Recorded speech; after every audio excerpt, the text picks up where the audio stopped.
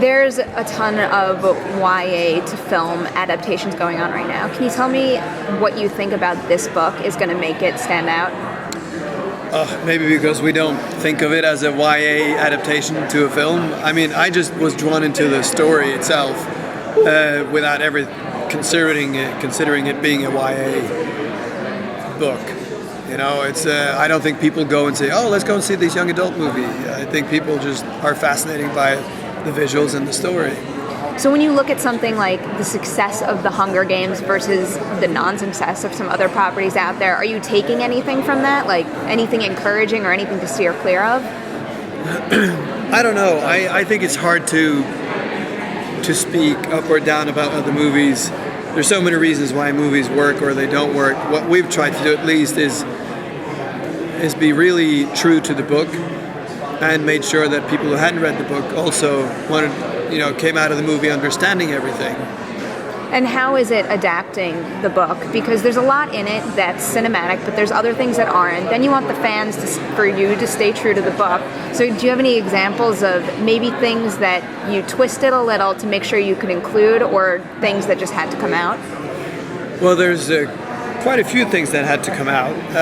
There's also a few things in the book where we all agreed that reads really well, but on a movie it doesn't really play within the reality that we wanted to have the movie live inside of, because we wanted the movie to feel really real and relatable. But we work really closely with Cassandra on these things, and she's kind of the keeper of the Holy Grail. So once we found solutions with her, I think we ended up in a good balance. Do you have an example of one of those solutions? Something you guys worked out together? I don't want to spoil anything. I can understand that. Yeah, no, but there are solutions that we did where we felt like we had to make the solutions just out of practical reasons, but also the third act of the movie takes place in a place where you're familiar. In Star Wars, it'd be awkward if the third act was not the Death Star, but it was just somewhere random, totally somewhere else. That works in a book, but in the movie we had to kind of bring that back to the place where we'd spent all the movie time. That's one of those little things I can say. And how much of what we're going to see on screen was actually on the set? Oh, versus everything. Green screen? No, everything. We've just used set extension a couple of times, but everything is there. Everything was locations, or it was built, it's all there. And how is that for your camera? Was anything designed specifically for certain visuals you wanted to achieve? Well, first of all, we shot on film, which is actually quite unusual these days. Did not know that. No, it's all shot on 35mm, beautiful Panavision.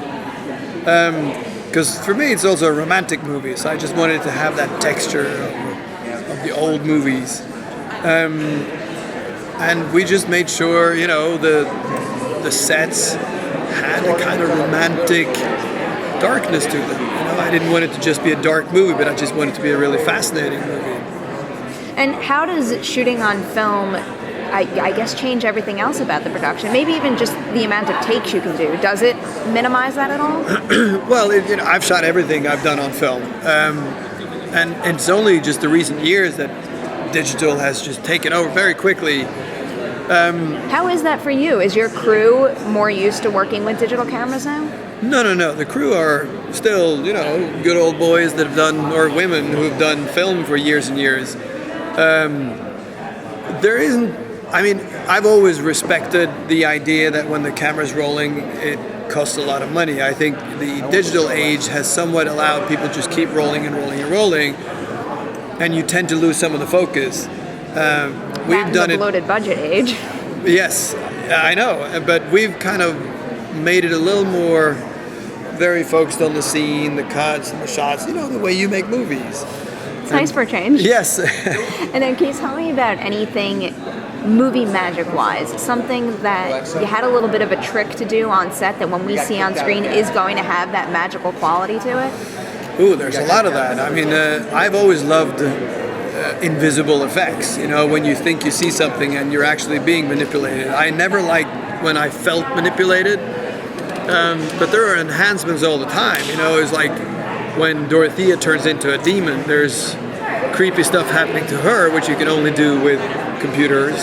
There's some amazing sets where we built a third of it and the rest is all green screen. And I don't think you can see where the set stops and the green screen begins.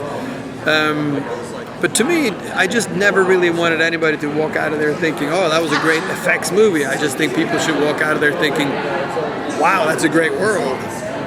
And is there anything in terms of the finer details that you put in there, whether it's a prop, a certain shot that you really appreciate, that you want people to take notice of that they might not because of the expansive world? Well, there's in the City of Bones, where all these shadow hunters are buried, there's an eyeball above every skull. That's something people can look for. There's the famous soccer team flag that I stick into every single one of my movies. Try to find that one. And I mean, it was important for us to make you feel like this world had existed for hundreds of years, that we were just seeing a little slice of something that had been around for eternity. So we put a lot of effort into the textures and the aging and the details. So every little bolt and staircase in the Institute is very crafted for that, with that idea. And now I know you don't want to get ahead of yourself, but looking on to the possibility of making future films, what happened to all this stuff that you built and all the costumes and everything? Do you tuck it away and save it? Yeah, for later? It's there's a word for that, but I don't remember right now. But it's where you wrap it and you save it. So all the sets are carefully stowed away in a storage, and they can just be assembled back up again within a week's time. And where is your mind at with that? Are you preparing to go? Yeah, I'm deep into one? prepping the next one already. We're starting to shoot in September. So it's official, it's a go. Yes. I don't know if that's more pressure for this one coming out or less because you know you're going to get to keep going. Yeah, good question. I wish I could answer that. And is there anything you're planning to do for that one that's going to, change things up but make it still feel like the same world? Yeah, I mean, it will be going deeper into behind more doors and seeing more characters and evolving the demons to even more scary than they were in the first movie. And now, how scary are we talking about? Are younger kids going to be able to watch this and be okay? Yeah, I think I enjoy watching the audience on a couple of really key moments in the movie where I see them all jump. Younger kids can see it. It's a PG-13 movie. I think the grown-ups will jump as well. The book has some scenes that almost have like a horror, like nightmarish tone to them. Do you preserve that in the movie? Yeah, no, that's all there. I think we found a great balance of, you mentioned Harry Potter and the magic of that, but also good, scary scenes. Do you have any inspirations from that? Well, The Exorcist for me was a great inspiration. I think that's the one I watched the most to learn how to scare people. It's a good one to go with. Yes, I know. It's one of my favorite movies. And now you said you tucked away most of this stuff for the next film, but is there anything that you kept and took home? I might have kept a little piece of jewelry or two. Not this one, though. This one is made especially for me. It's beautiful, That's right? nice. That's gorgeous. Yes, this is from the high-end version of the jewelry line we have. You can get it at mortalinstrumentsjewelry.com. That's a good plug there. Yes. And I'm going to be going to later. Yes. And can you tell me just a little bit about being here at Comic-Con and maybe what you're expecting from your panel or hoping for? Well, I'm hoping they're going to ask everybody else questions because I'm really nervous. I can't wait to meet them all. I just think Comic-Con is fantastic. After the panel, I'm just gonna walk around on the floor and just take it all in. If you got to walk around on the floor and dress up as anybody you wanted, who would it be? Well, I always wanted to be a stormtrooper, but I guess I was just too short to be a stormtrooper.